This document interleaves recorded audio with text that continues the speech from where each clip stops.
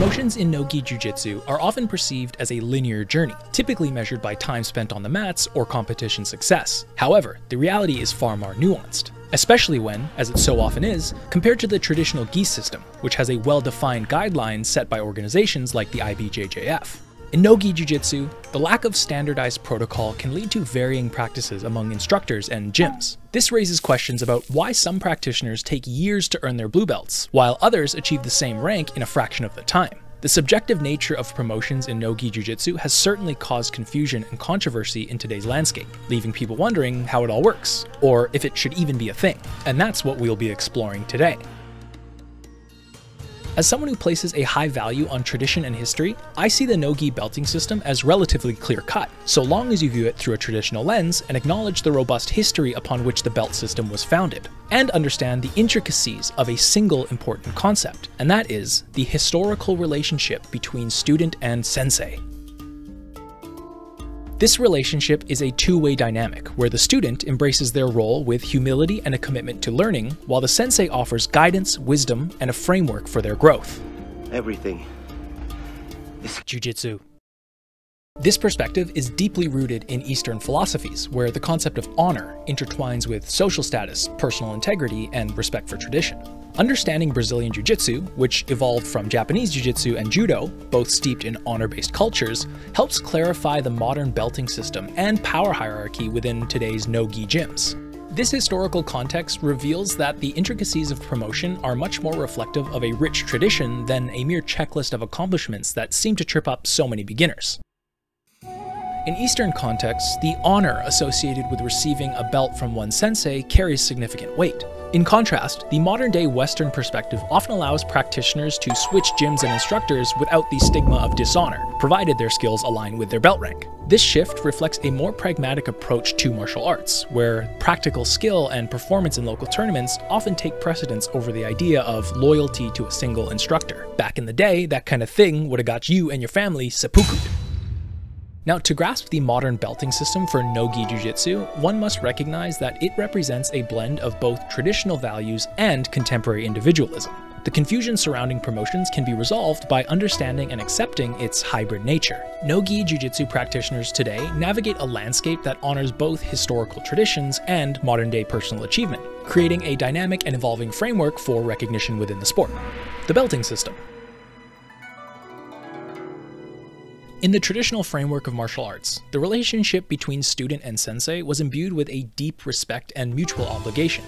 Students entered a dojo not just as practitioners, but as members of a community bound by honor and dedication. However, in today's modern no-gi jiu-jitsu environment, that relationship is often diminished, dare I say bastardized. Many practitioners enter a gym, pay their membership dues, and may perceive their involvement as merely transactional, an exchange of money for access to training. And this goes for gym owners as well. Despite this contemporary shift, the fundamental dynamics of honor, respect, and the student-sensei relationship remain influential, even if they manifest differently. The legacy of Japanese Jiu-Jitsu and Judo and their honor-based traditions still subtly shape interactions within today's no-gi jiu-jitsu gyms. We just acknowledge them in a modernized way.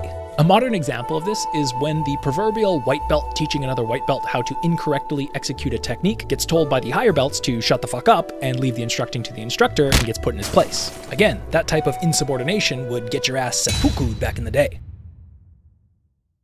You see, in traditional Eastern contexts, the act of accepting a student role under a sensei carried profound implications. It symbolized a commitment not only to learn techniques, but to uphold your sensei's values and culture. In a modern setting, while the formalities may appear less rigid, the essence of this relationship can still be felt. For instance, students often seek out specific instructors based on their reputation, expertise, and teaching style, indicating that respect for instructors' knowledge and background still persists. Many gyms still emphasize the importance of traditional etiquette, bowing before entering the mat, saying shit like "os," and calling your black belts professor. But something as simple as thanking your instructors after a class, or staying silent as an instructor is teaching, are modern-day expected practices that echo the honor-bound traditions of the past and serve as reminders of the respect that is owed within a dojo. For those of you that don't know, no-gi jiu-jitsu comes from Brazilian Jiu Jitsu, which comes from Judo, which comes from Japanese Jiu Jitsu. And Judo had this thing known as the Judo Code. The principles of Judo, particularly Seiryo Kozenyo, maximum efficiency, minimum effort, and meaning mutual benefit and welfare, continue to inform the student-sensei dynamic in No-Gi Jiu Jitsu. While a student might pay for classes, they also invest their time and energy, striving for improvement while supporting the collective growth of the gym. This mutual benefit reinforces the idea that the relationship is more than a mere transaction. It embodies a shared commitment to excellence and personal development. Moreover, the tradition of earning stripes and promotions through dedicated practice rather than just attendance serves as a reminder that respect and honor still play a role in the No-Gi Jiu Jitsu promotion process. While some instructors may use attendance as a metric for advancement, others prioritize skill mastery and demonstration of the core values of Jiu-Jitsu, reflecting the enduring influence of the Judo code upon which Jiu-Jitsu was founded. And this is why students who actively engage with their instructors, ask questions, demonstrate a willingness to learn, and know when to keep their mouth shut, often find themselves more deeply integrated into a gym's community. This active and intentional participation creates a dynamic that mirrors the traditional student-sensei relationship upon which the martial art was founded. Now, at this point, you're probably like, okay, well, thanks for the history lesson, but how does this explain the No-Gi Jiu Jitsu belting system? Well, the interplay between a sensei's authority and a student's dedication is crucial to understanding how the No-Gi belt system operates. When both student and sensei are aligned in their commitment to their respective roles, the process of awarding belts becomes a meaningful reflection of the shared journey. The sensei, guided by tradition, is empowered to make informed decisions about promotions based on a holistic assessment of a student's skill, character, and commitment, rather than just time on the mats or money spent at the gym. In this way, I believe the student-sensei dynamic transcends the complexities of the contemporary narrative, which is why I believe it is the cornerstone to understanding the belt system, as it serves as a unifying force that ties the traditions of the past to the present. So, in conclusion, I believe that the student-sensei dynamic is the key to understanding the current No-Gi Brazilian Jiu Jitsu belting system. Despite it being bastardized over the years, it is still the link between the rich traditions upon which the martial art was founded and the rapidly ever-evolving landscape of modern practice. I think it's this relationship that shapes the culture of the sport and should clarify and be the standard for how promotions are determined. It is as simple as you as a student who is accepted by a teacher gets promoted based on the standards upheld by the teacher that you have accepted as your sensei, just like it always has been. And the reality of that is some senseis will uphold higher or different standards than others. And whatever gym you end up joining, you're agreeing to that gym owner's perspective on belt promotions. And well, as for our gym, our promotions are up to Dom and the other coaches.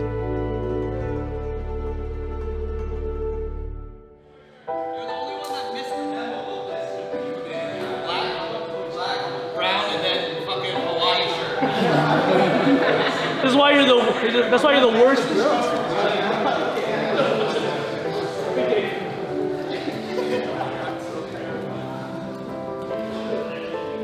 Okay, guys.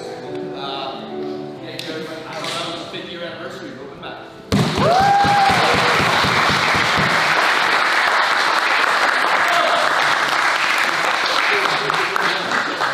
we got some brochures to give out.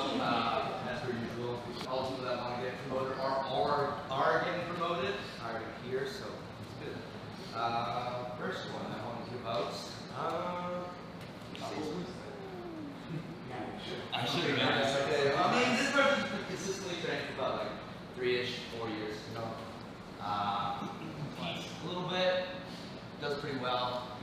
Not the brightest, I guess, sometimes. But has a really good work ethic. He's always here.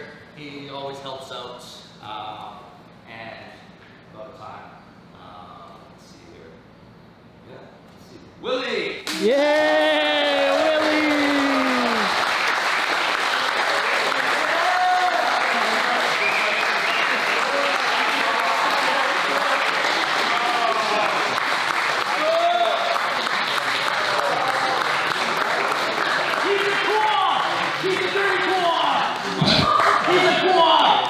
What's a quad? Never mind, bro.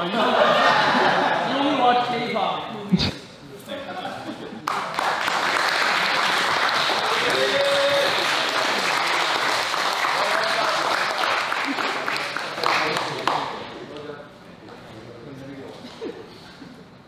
Next one is an interesting one. Another interesting one.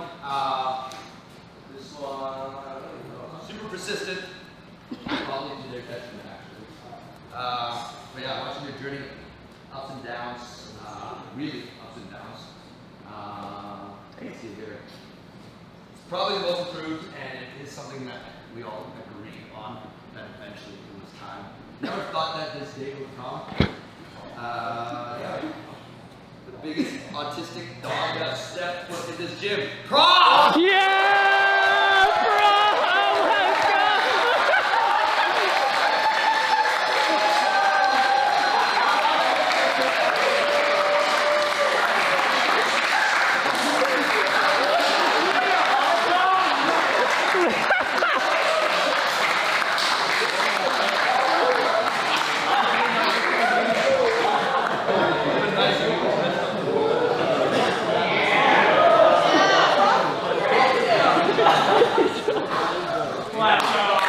Let's go!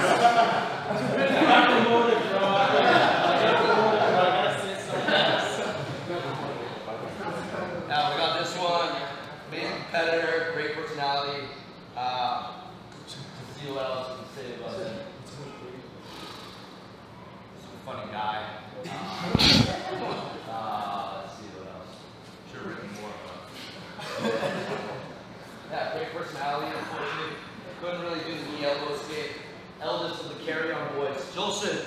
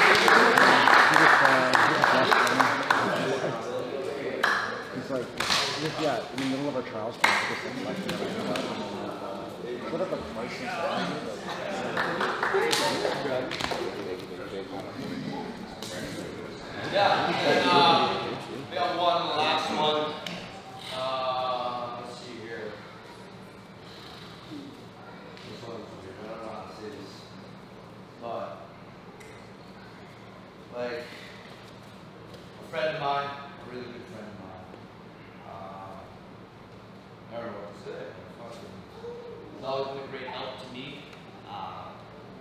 Anything that I say that I want to do, he's always down to do it with me and for me. We built this gym together pretty much.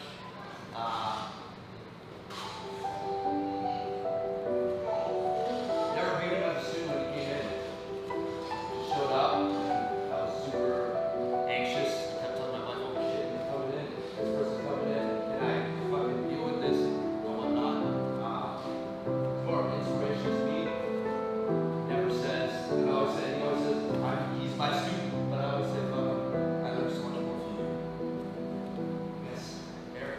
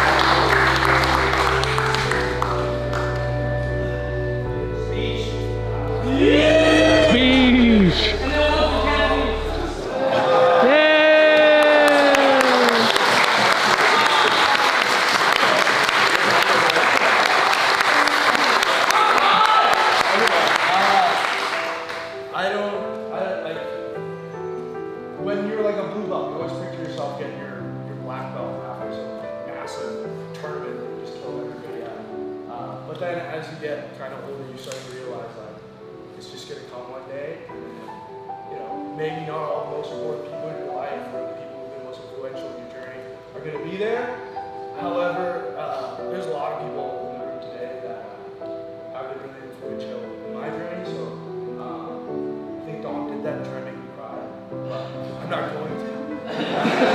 The fact that my parents are here is crazy because I don't think they've ever seen any of my belt positions. Yeah, I mean, there's not much to say. Like, I've been at this for a long time. At a certain point, you just don't care about your black belt. And then you get it.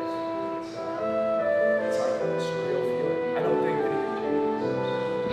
I appreciate everybody that came out. I really appreciate, old friends and old training partners, parents, the guys I trained with today, friends from different other gyms and stuff like that. Thank you for this black belt.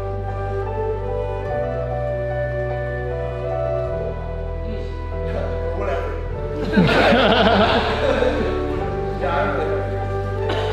Yeah.